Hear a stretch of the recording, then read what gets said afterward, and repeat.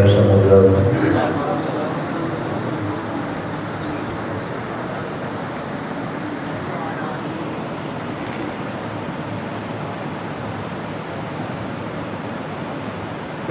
لله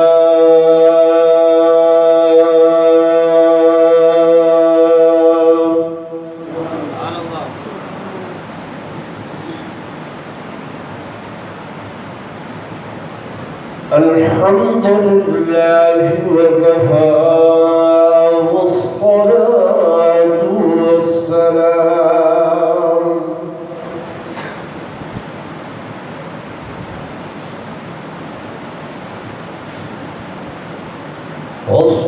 والصلاة والسلام على سيد الرسل وخاتم الأنبياء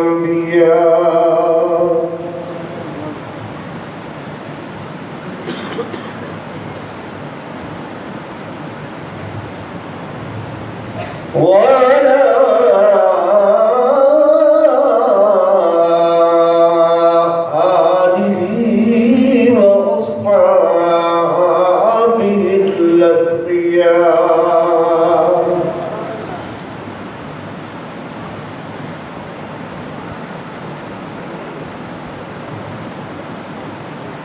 أما بعد فأعوذ بالله من الشيطان الرجيم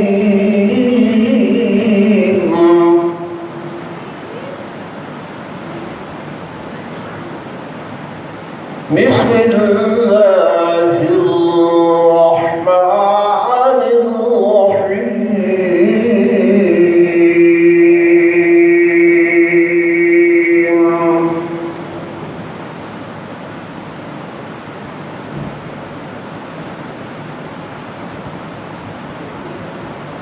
لقد كان لكم في رسول الله أسوة حسنة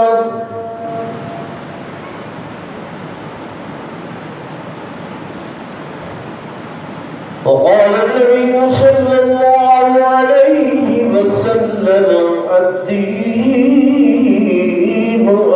النصيحة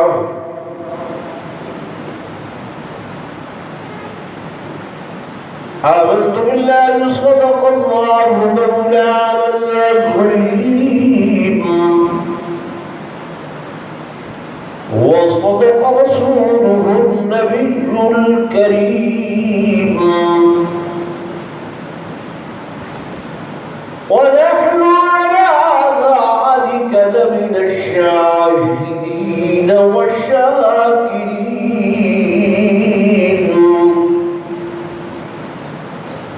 والحمد لله رب العالمين.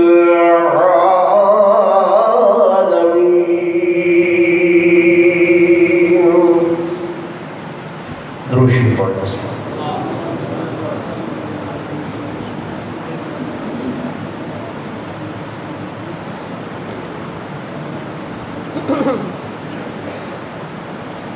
صدر ذی وقار انتہائی قابل صد احترام و صد تعظیم و تکریم میرے معزز حاضرین، بزرگان دین، نوجوان ساتھیوں، عزیز علماء کرام،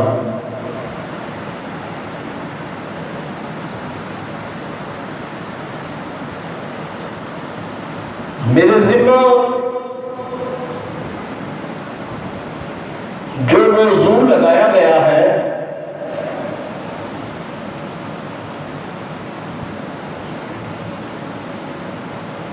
وہ ہے سیرت النبی، سب کہہ دو صلی اللہ علیہ وسلم۔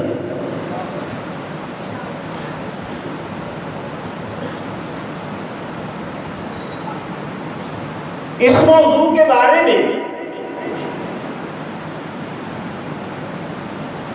ہمارا یہ عقیدہ ہے کہ اگر اللہ پاک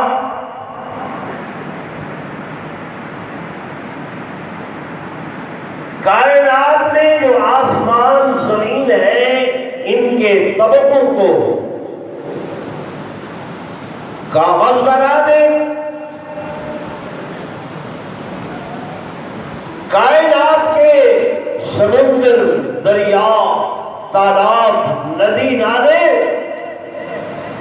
ان کی سیاہیاں بنا دے، کائنات کے تمام درختوں کے اللہ پاک قلمیں بنا دے، جن و انس ملائکہ کو لکھنے والا بنا دے۔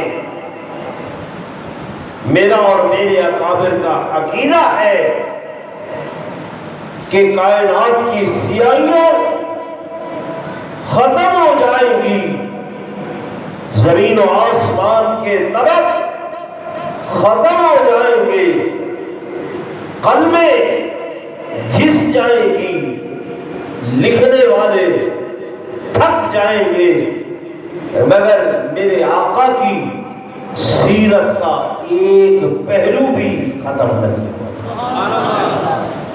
یہ ہمارا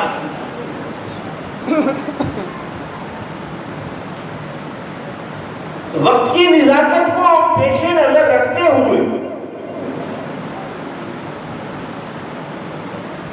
میں انشاءاللہ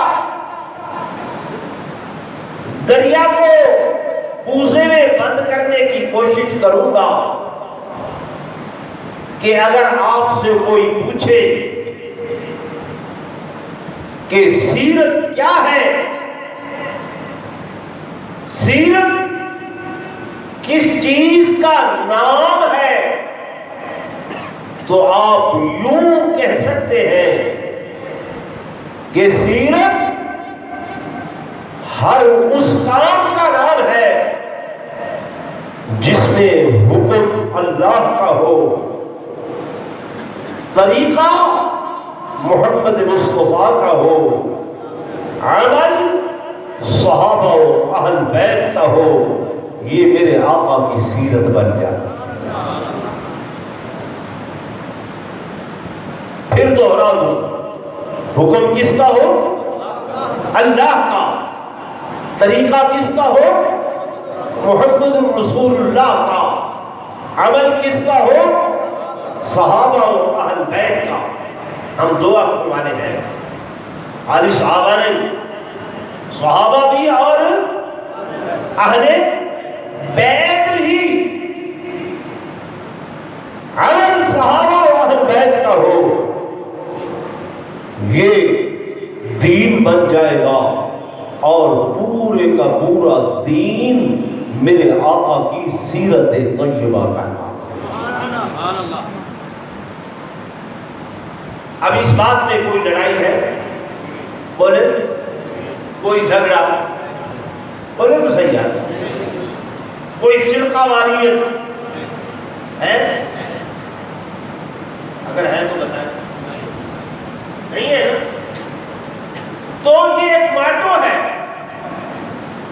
بنیاد ہے کہ آپ دیکھتے جائیں، جس کام میں اللہ کا حکم نہیں ہے وہ دین بولے نہیں ہے، جس کام میں حضور النور صلی اللہ علیہ وسلم کا طریقہ نہیں ہے وہ دین نہیں ہے، جس کام میں صحابہ و اہل بیت کا عمل نہیں ہے وہ دین نہیں ہے۔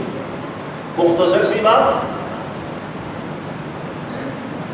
کوئی بھی آدمی آئے ہم سے اپنی بات منوائے، ہم ماننے کو تیار ہیں، حکم کس کا دکھائے؟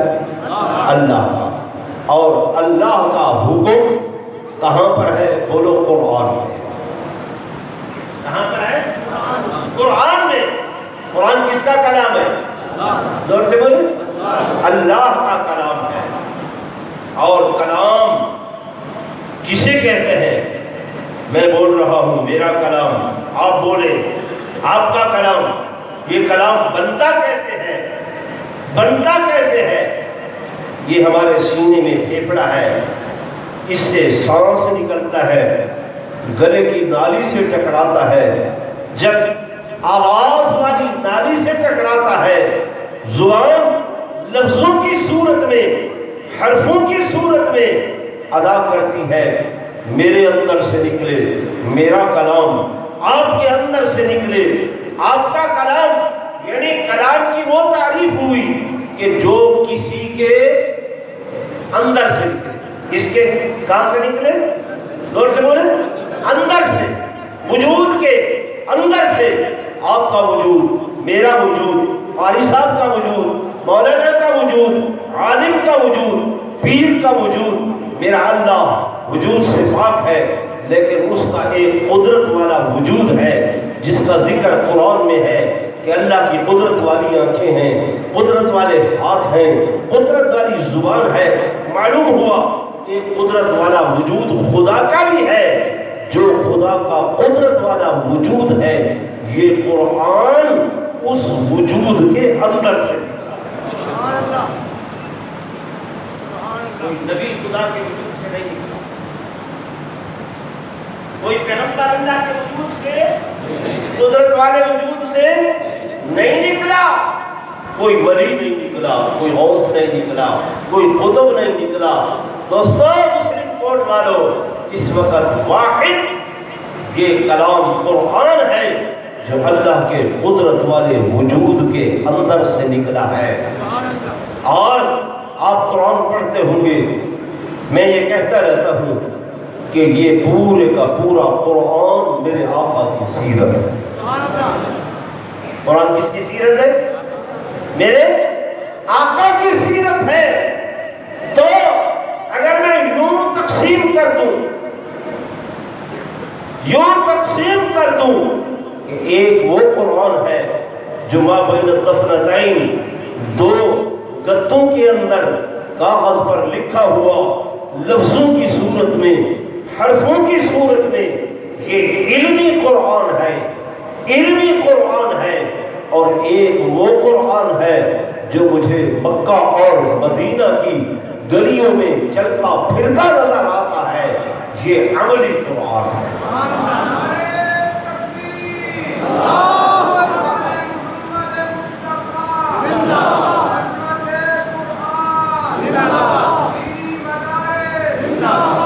جو لفظوں میں لکھا ہوا ہے یہ علمی قرآن ہے، جو مکہ مدینہ کی گلیوں میں چلتا پھرتا نظر آتا ہے. وہ کون سا قرآن ہے؟ عملی قرآن ہے. تو میرے عرض کرنے کا مقصد یہ تھا کہ سیرت طیبہ، اس کی تعریف میں نے بتلائی کہ حکم کس کا ہو. اب آپ اسی ماٹو کو سامنے رکھیں کہ جس کام میں اللہ کا حکم نہیں ہے وہ دین نہیں ہے، جو دین نہیں ہے وہ میرے آقا کی سیرت نہیں ہے. اللہ نے سارے کا سارا دن میرے آقا کی رضا میں رکھا ہے. جس کام میں میرے آقا راضی ہے وہ دین بنتا چلا جائے گا. جس کام میں میرے آقا راضی نہیں ہے وہ دین نہیں ہوگا. میرے دوستوں، میرے بزرگوں، اگر کسی بات کو ہم اپنے وجود پر لاگو کریں، اپنے جسم پر لاگو کریں کہ ہماری شکل، ہمارا چہرہ موڑا، ہماری صورت، ہمارا لباس، ہمارا تراش و خراش، ہمارے کپڑے، ہمارا پہننا، ہمارا سونا، ہمارا جاگنا، ہمارا اٹھنا، ہمارا بیٹھنا، ہمارا کھانا، ہمارا پینا، ہمارا طرز زندگی، ہمارے معاملات، ہماری معاشرت، ہمارے معاشیات، ہمارا لین دین، ہمارا کاروبار، ہمارا بزنس، یہ سارے کے سارے جو دین میں موجود ہیں، اگر میرے آقا کی رضا کے مطابق ہے، حضور کی سنت کے مطابق ہے، تو دین ہے. اگر میرے آقا کے طریقے کے مطابق نہیں ہے تو دین مسلم کورٹ پر ناراض میں کوئی ایسی بات نہیں کہہ رہا ہوں جو آپ کی سمجھ سے بالا تر ہو، صرف زبانی کلامی کہنے سے کہ غلام ہیں، غلام ہے، حضور کے غلام ہے، غلامی رسول موت بالقبول ہے، جو ہونا عشق مصطفیٰ تو زندگی فضول ہے۔ زبانی کہنے سے ہم غلام نہیں بن سکتے، زبانی کلامی یہ بات ادا کرنے سے ہم غلام نہیں بن جائیں گے۔ مجھ سے قبل میرے بھائی مولانا غلام کی بات تو کر رہے تھے، لیکن میں آپ کو غلام کی تعریف بتلاتا جاؤں کہ غلام کہا کسے جاتا ہے، غلام کون ہوتا ہے، غلام کب بنتا ہے۔ میرے بھائیوں، میرے دوستوں، میرے بزرگوں، غلام کی تعریف یہ ہے۔ غلام سے کسی نے پوچھا، غلام صاحب کیا کھاؤ گے؟ کہنے لگا جو میرا آقا کھلائے گا۔ غلام صاحب کیا پیو گے؟ کہتے ہیں جو میرا آقا پلائے گا۔ غلام صاحب کیا پہنو گے؟ کہا جو میرا آقا پہنائے گا۔ کہاں ٹھہرو گے؟ جہاں میرا آقا ٹھہرائے گا۔ اچھا غلام، آپ کی اپنی کوئی مرضی نہیں ہے؟ کہتا ہے اگر میں اپنی مرضی کرتا پھر غلام کیوں کہلواتا؟ پھر غلام کیوں کہلواتا؟ غلام تو ہوتا ہی وہی ہے جو اپنی مرضی کو اپنے آقا کی مرضی پر کیا کر دے؟ قربان کر دے۔ اپنی مرضی کو کس کی مرضی پر؟ آقا کی مرضی پر۔ ہم دعوے دار ہیں، دیوبندی ہیں، بریلوی ہیں، اہل حدیث ہیں، اہل تشیع ہیں، کسی بھی مسلک سے تعلق رکھتے ہیں، دعوے دار ہیں کہ ہم حضور کے غلام ہیں، ہم حضور کے غلام ہیں، اور نبی کے غلام ہیں۔ اچھا بھائی، نبی کے غلام ہو، طرز معاشرت کیسا ہے، طرز زندگی کیسا ہے، رہن سہن کیسا ہے؟ جناب وہ تو پہننے کو پتلون پہنوں گا، گلے میں ٹائی لگاؤں گا، وجود پر شرٹ پہنوں گا، سر پر بوٹا بنواؤں گا۔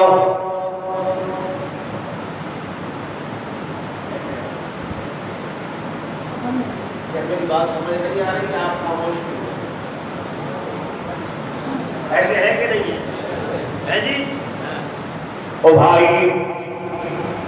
بھائی، یہ وضاحت جو تم نے بنائی ہے، اس کی تعریف علامہ اقبال اس طرح سے کر کے گیا ہے، اور وضع میں تم ہو نصارا تو تمدن میں حدود، اور وضع میں تم ہو نصارا تو تمدن میں حدود۔ یہ مسلمان ہیں جنہیں دیکھ کے شرمائے یہود۔ وضع کیسی ہے، تمدن کیسا ہے جی؟ کاروبار کرتے ہیں تو کہتے ہیں مولانا صاحب جب تک جھوٹ نہ بولے، جھوٹ کے بغیر کاروبار نہیں ہوتا، ملاوٹ نہ کرے کاروبار نہیں ہوتا۔ مولانا صاحب سود کی ملاوٹ نہ کرے، منافع پر نہ دے، دیو پر نہ دے، کاروبار نہیں ہوتا۔ ارے دعویٰ حضور کی غلامی کا ہے، دعویٰ آقا کی غلامی کا ہے، نام مسلمانی کا ہے، کاروبار ہے سنت کے خلاف ہے، رہن سہن ہے سنت کے خلاف ہے، لباس ہے سنت کے خلاف ہے، وجود کی تراش خراش ہے۔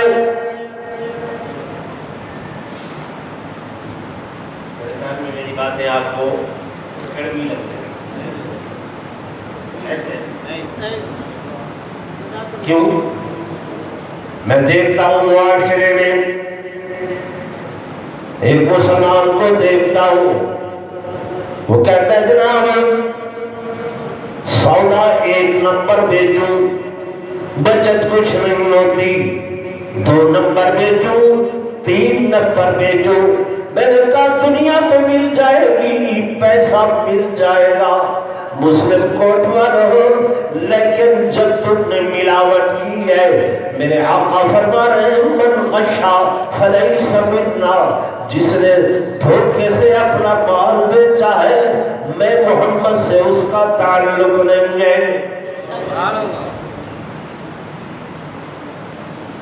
مجھ سے تعلق مال تو بن جائے گا پر آقا سے تعلق کٹ جائے گا، حضور سے تعلق ختم ہو جائے گا، اور نجات جو ہونی ہے، نجات جو ہونی ہے میرے دوستوں میرے بزرگوں، حضور کی اتباع میں ہونی ہے، نجات میرے آقا کی غلامی سے ہونی ہے، نجات میرے آقا کی فرما برداری سے ہونی ہے، نجات میرے آقا کی شفاعت سے ہونی ہے۔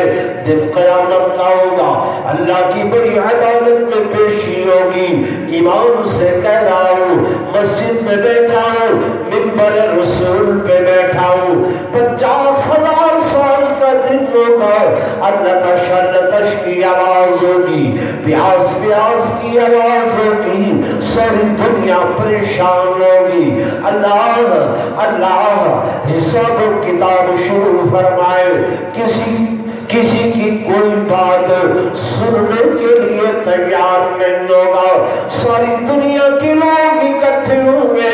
آج حضرت بابا آدم کی خدمت میں جاتے ہیں، جناب آدم علیہ السلام فرمائیں گے اور میرے بیٹوں میری اولاد، اللہ نے اگر مجھ سے سوال کر لیا کہ میں نے کہا تھا لا تقربا هذه الشجرہ، اس درخت کے قریب نہیں جانا، میرے پاس جواب نہیں ہے، جاؤ نوح علیہ السلام کے پاس، نوح علیہ السلام کی خدمت میں آئیں گے، اللہ کے نبی تم ثانی آدم ہو، مہربانی کرو، عرض کریں گے میں نے اپنے بیٹے کے بارے میں سوال کر لیا تھا، اللہ نے کہا تھا فَلَا تَسْأَلْنِي مَا لَيْسَ لَكَ بِهِ عِلْمٌ، اے میرے پیغمبر آئندہ سے ایسا سوال نہیں کرنا، اگر اللہ نے پوچھ لیا جواب کوئی نہیں ہے، جاؤ موسیٰ علیہ السلام کے پاس، جاؤ ابراہیم علیہ السلام کے پاس،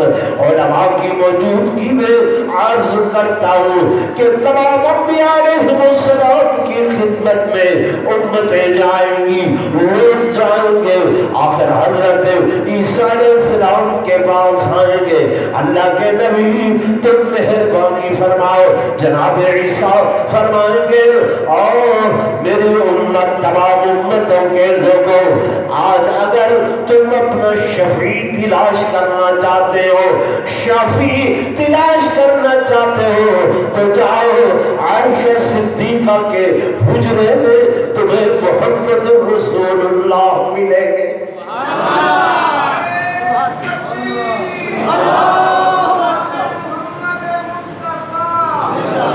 تو میرے دوستوں میرے بزرگوں، تمام امتیں میرے آقا کی خدمت میں جائیں گی، میرے آقا میرے محبوب فرماتے ہیں اور لوگوں مجھ سے پہلے اور کسی نے شفاعت نہ کی ہوگی، میں اللہ کے حکم سے مقام محمود پر آؤں گا، یہ مقام اللہ کسی اور کو نہیں ہوگا، اور اس مقام پر کھڑے ہو کر میں اللہ کے حضور قیام کروں گا، اتنا لمبا قیام کہ آج تک کسی نے نہیں کیا، پھر رکوع میں جاؤں گا، اتنا لمبا رکوع کہ آج تک کسی نے نہیں کیا ہوگا، پھر میں سجدے میں جاؤں گا اور اتنا طویل سجدہ کروں گا، اتنا لمبا سجدہ کروں گا کہ کسی نے آج تک اتنا لمبا سجدہ نہیں کیا ہوگا، اس سجدے میں اللہ کی ایسی مناجات بیان کروں گا کہ جن کے الفاظ میرا اللہ اس وقت میرے دل پہ لقاء کرے گا میں اللہ کے حضور اتنا روؤں گا اتنا روؤں گا اتنا روؤں گا کہ کائنات میں آج تک کوئی نہیں رویا. سبحان اللہ سبحان اللہ. یہ رونا آپ کو پتا ہے کہ میرا اور آپ کا پہلا سبق ہے. آپ توجہ سے بیٹھیں گے تو میں بات آپ کی سمجھ میں آئے گی. آپ پیدا ہوتے ہیں, میں پیدا ہوا ہوں, آپ کا بچہ پیدا ہوتا ہے اماں کی پیٹ سے, جو ہی آتا ہے پڑھا لکھا ہے, پڑھا لکھا ہے نہیں, کچھ کر سکتا ہے نہیں, بول سکتا ہے نہیں, سن سکتا ہے کوئی پتہ نہیں ہے. سب سے پہلا سبق جو اللہ نے اس کو دیا ہے اس بچے کو, وہ سبق ہے رونے کا.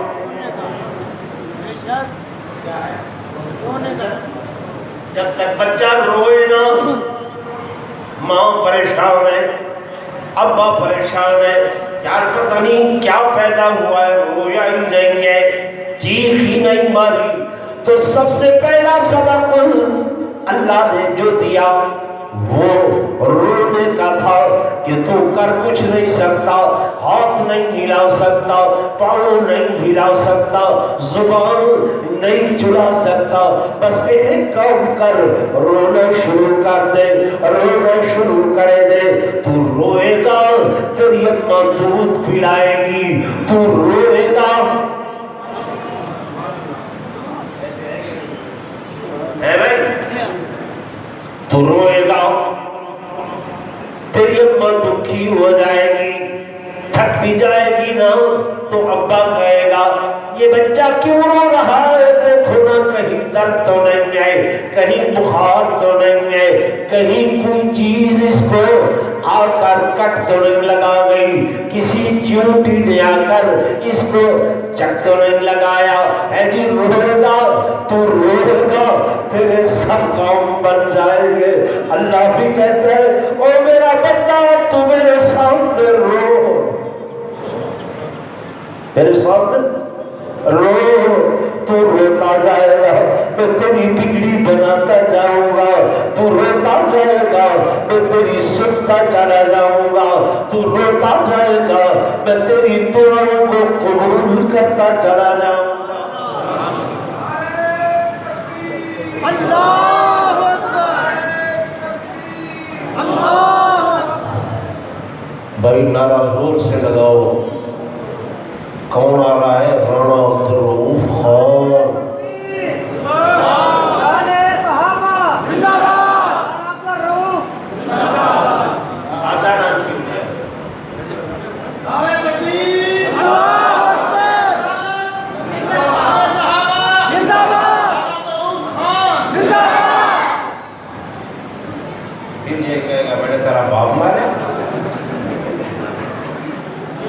تو میرے دوستوں, میرے بزرگوں, میں کیا عرض کر رہا ہوں کہ سب سے پہلا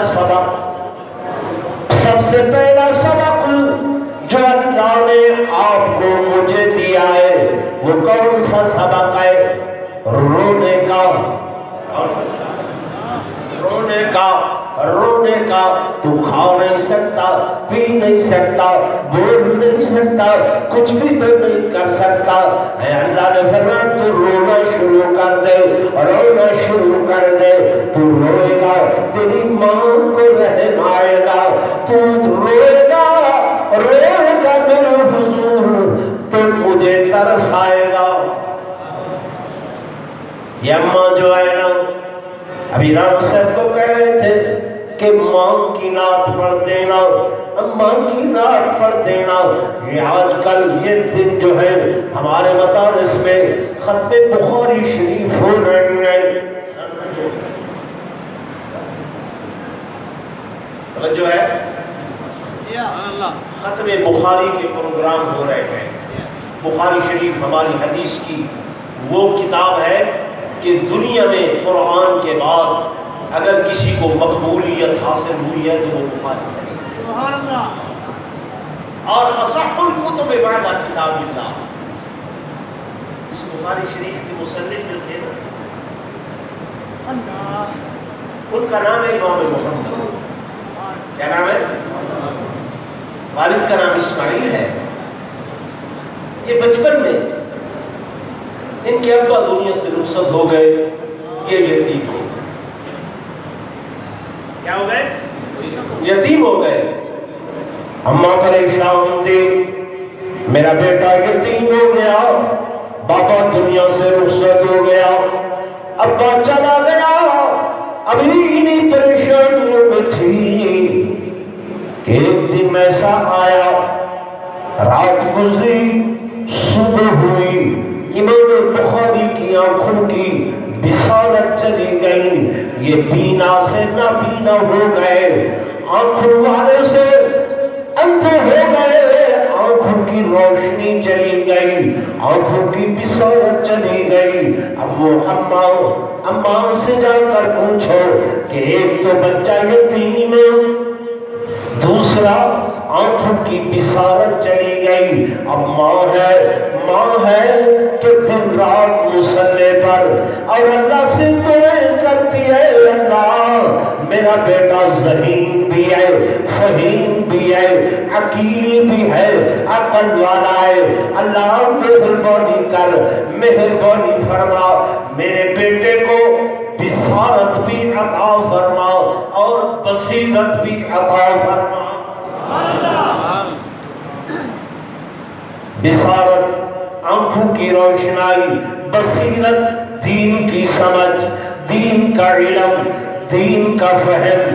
ماں کی دعا تھی، اللہ کی قسم ہے، یہ مائیں جو ہے نا جیسی بھی ہو، جیسی بھی ہو، جب اللہ کے حضور ہاتھ اٹھاتی ہیں، اللہ فرماتا ہے میرا عرش کانپ جاتا ہے۔ اس سے میں بھی ہوں۔ رانا عبدالرؤف خان صاحب آپ کو ایک عجیب بات بتاؤں، غصے میں بھی ہوں تو دکھی ہوں، جس حال میں بھی جو دعا کریں اللہ قبول کر لیتا ہے۔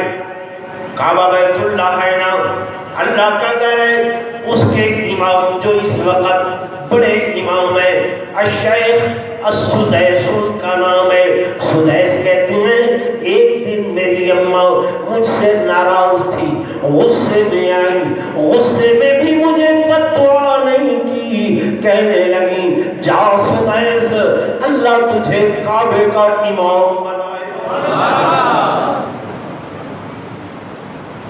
اس نے کہا تجھے کس کا امام بنائے؟ کعبے کا امام بنائے۔ آج کعبے میں سب سے زیادہ جب ان کی تلاوت آتی ہے تو لوگ